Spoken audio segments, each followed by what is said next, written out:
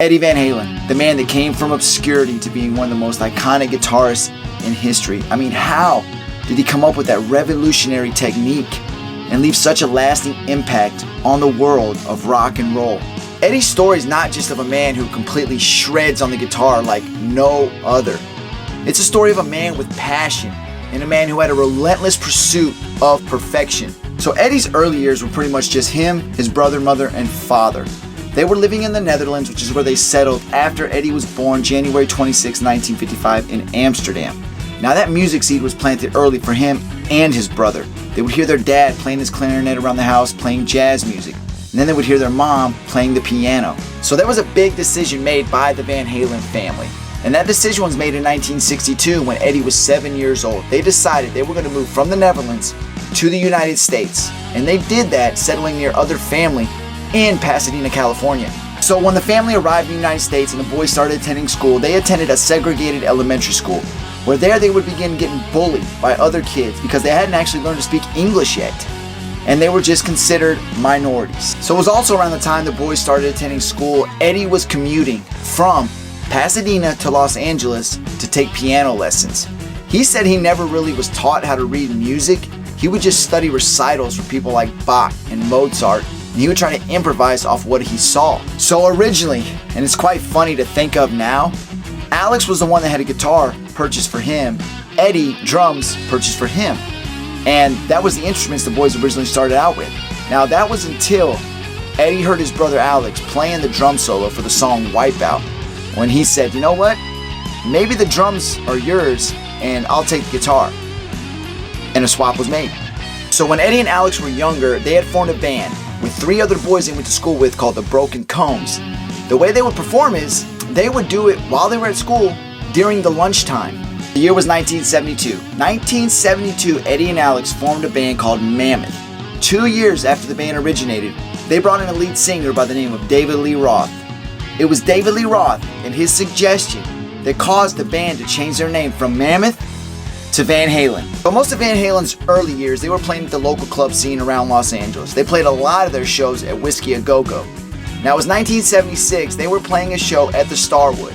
They were opening for a band called UFO. In the crowd that night, taking in the sounds of rock and roll, because he loved it, was the bassist of Kiss, Gene Simmons. Van Halen didn't even get through their 3rd song of their set before Gene was backstage waiting for him to finish up. On that night when Van Halen finished their set at the Starwood, they came off stage, Gene Simmons was waiting for him and started talking to them.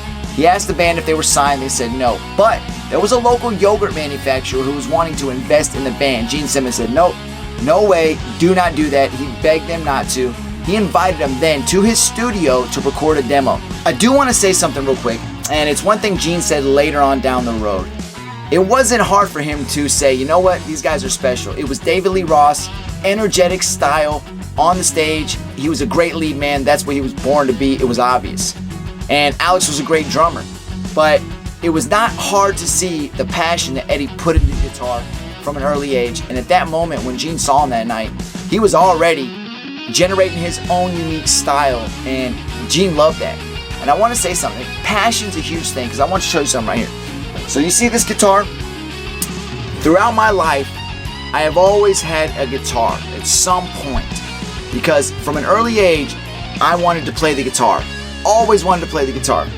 Now I'll tell you what, I never, up to this point in my life, have learned to fully play the guitar. I can strum a little, I can play a couple little easy songs, but nothing major, and never ever got to the point where I wanted to be from when I was 10 years old. But I always keep it around. Now I keep it around as a reminder, because how long are you going to say you want to do something before you finally say, okay, enough's enough, I'm going to do it?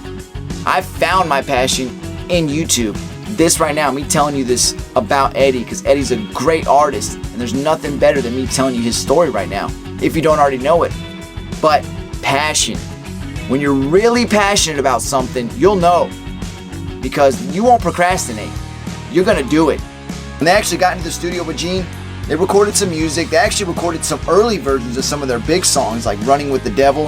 And when 1978 rolled around, they dropped their self-titled album, Van Halen, and it actually hit number 19 on the Billboard charts. When the 1980s rolled around, especially the early 1980s, Van Halen already established themselves. They were one of the hottest rock bands in the world. So Eddie was already being regarded as one of the most talented, unique guitarists in the early 1980s, and everybody wanted a piece of that. Matter of fact, there was a song that was going to come out on an album by a very hot artist. Now, there was a guitarist named Pete Townsend. He's a guitarist for The Who. He was going to originally drop the guitar on this track, but he ended up not being able to do it, and he recommended Eddie because Eddie was so hot at the time. And Eddie came out and laid the track down for Michael Jackson's song, Beat It.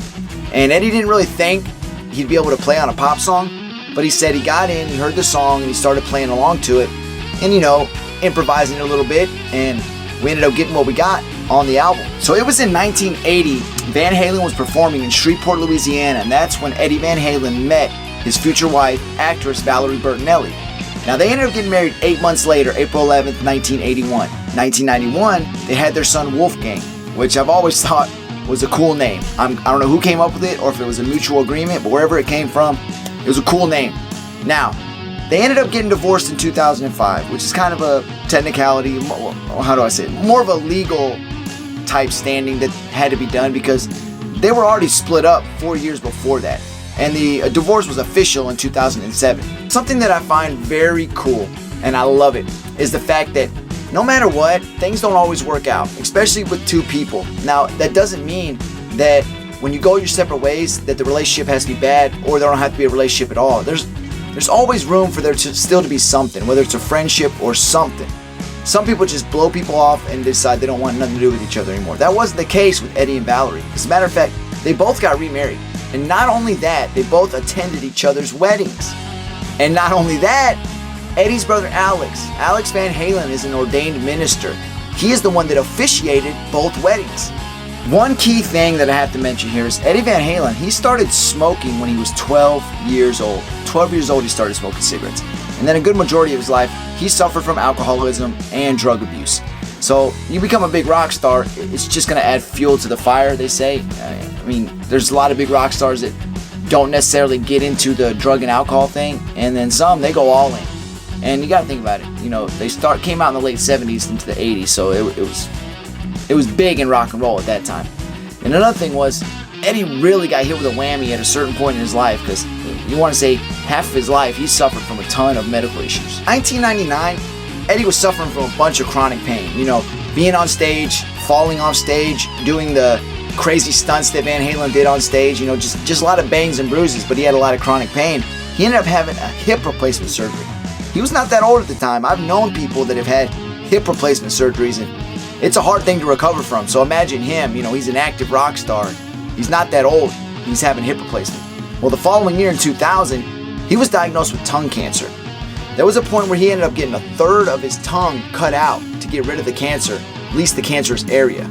And by the time 2002 rolled around, he was declared cancer-free. So in 2012, Eddie had to have an emergency surgery. This caused Van Halen to have to postpone a ton of dates while they were touring in Japan. And then 2 years later, in 2014, he was diagnosed with throat cancer. Now, in 2019, he eventually had to be hospitalized for that. So while Eddie Van Halen was in St. John's Health Center in Santa Monica, California on October 6, 2020, he ended up having a stroke, which killed him. And he died at the age of 65. His ex-wife, Valerie Bertinelli, would come out a few days later to say that he wasn't just suffering from throat cancer, he was also suffering from lung cancer at the time. So let's ask the question, what's the legacy that Eddie Van Halen left us with? Well, I'll tell you what his legacy was. He was one of the greatest guitarists to ever grace this planet. Period. There's no debate on that. Eddie may not have been your favorite guitarist, but there's no doubt that his style was unique, and there's so many guitarists that have came after, and they've said it, that Eddie was their inspiration. Eddie was a huge inspiration for tons that came after him, and there's no way around it. There's great guitarists, there's tons of them. I mean, you got Jimi Hendrix, you got Jimmy Page, you got Slash, you got Randy Rhoads. I mean, the list goes on and on and on. There's so many great guitarists and so many with their own unique style. And that's what makes them and separates them from everybody else, I should say. And Eddie Van Halen definitely separated himself from everybody. There's no comparison. He's a one of a kind. And please do me a favor, if you like what I had to say today about Eddie, in his memory, please like this video and subscribe to this channel. This will help me grow. I can continue telling my stories about these great people that went for something and became great, and Eddie did that. So please, Don't ever give up on your dreams. If there's something you want to do, you got to go for it. You can be like Eddie. You can be that huge. You can be that great person that everybody looks up to for whatever it is that you do well, if you do it your own way and put your own unique style on it.